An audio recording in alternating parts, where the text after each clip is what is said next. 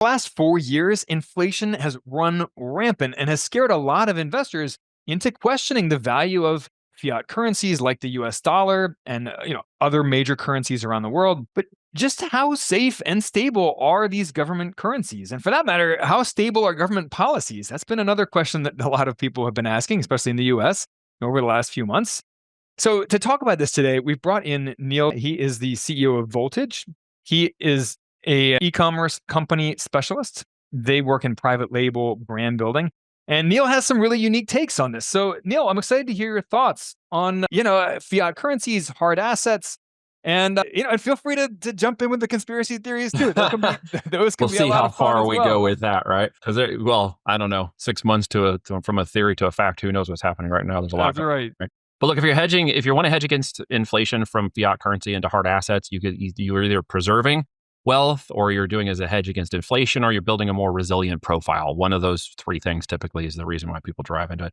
If you're looking at precious metals like gold and silver, you should be paying attention. They've gone up dramatically. Silver above $30 is a big one. I think we're going to see us, breaking gold at 3,000 for the first time ever, and then I don't think it's ever going to go below that, which is an indicator of where the market is heading towards, currency and reserve of hard assets against fiat currency. And real estate, of course, you're in that game, you know how that works. Real estate always, if you hold on to it, it's a hard asset. It's a tangible asset. You can do REITs, you can do syndications, you could do land purchases, one way or another, or just own it yourself for your family and purpose and security, right? Commodities and natural resources is another way to do that. Scarcity driven aspects. If you hang on to that, could be rare earth metals. Lithium is big.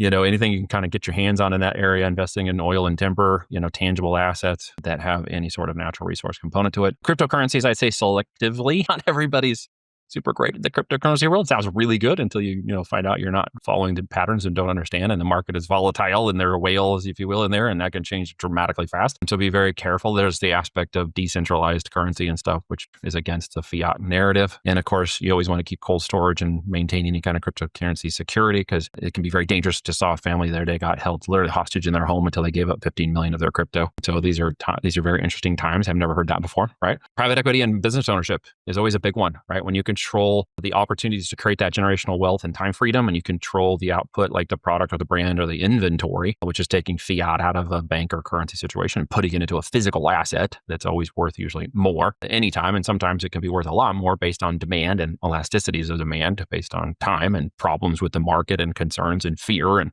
all that other stuff. And then, of course, just acquiring the cash flow and having that as an opportunity. It's one of the things we do in terms of taking currency and putting it into inventory. It creates cash flow, of course, and profit. And as markets change and shift, we can move with it. And it's not just sitting in a bank. You have access to it, and it's flowing and it's moving, which is important for the liquidity side. And of course, anything from a hard and defensive backed asset security could be, your property, could be the gold you have in your house, could be the house itself, could be the infrastructure around it, could be maybe let's go out on a limb and say the food storage or survival stuff you have. So if everything needs to shut off, you can protect your family and take care of yourself. These are just based on your investment goals and opportunities and kind of what you think is important. Yeah, no, that all makes sense. And, I certainly don't want to take it to a political place, but we have seen, some degree of, government policy uncertainty, with the Trump administration coming in and shaking a lot of things up.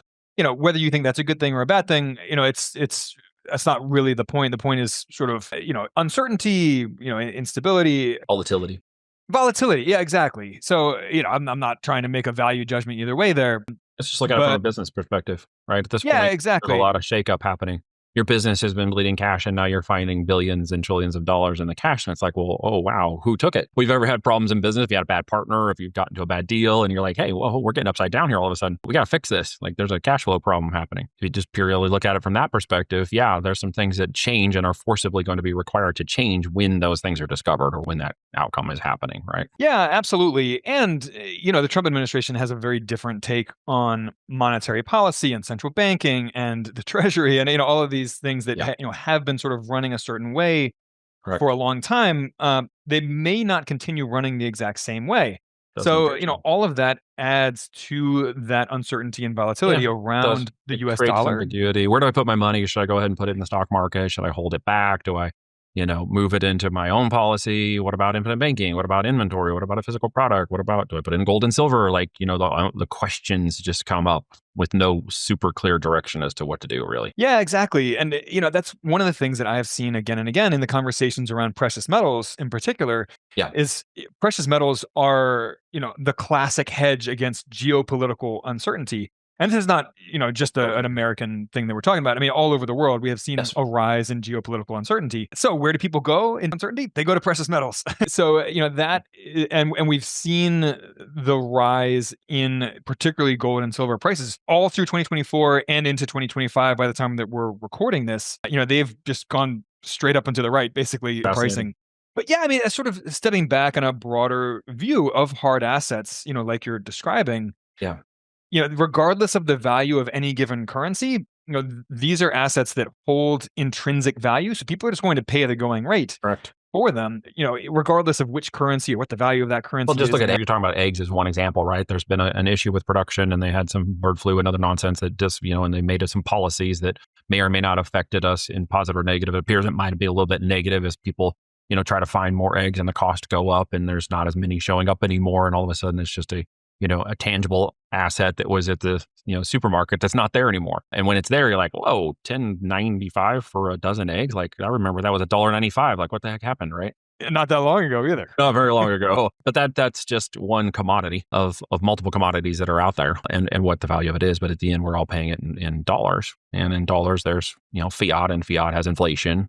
Inflation is created by government spending or overspending, and therefore it creates another tax. And with that, we pay a lot more right now. So how do we get out of that? Well, you own a business to get out of taxes the right way. You use loopholes. Harder for a W-2 employee to get out of that without the ability to do write-offs and create a business structure. These are just things I think people really need to be serious about if they want to get outside of those constraints. If they want to get outside of the norm, you have to look at the ways you can invest. And real estate and private businesses are the two ways everybody becomes wealthy, pays less taxes, and creates generational wealth. Yeah, absolutely. And one kind of parting note to tie all that together is that when governments get into trouble with too much debt and they have their own fiat currency, like the US does, of course, what do?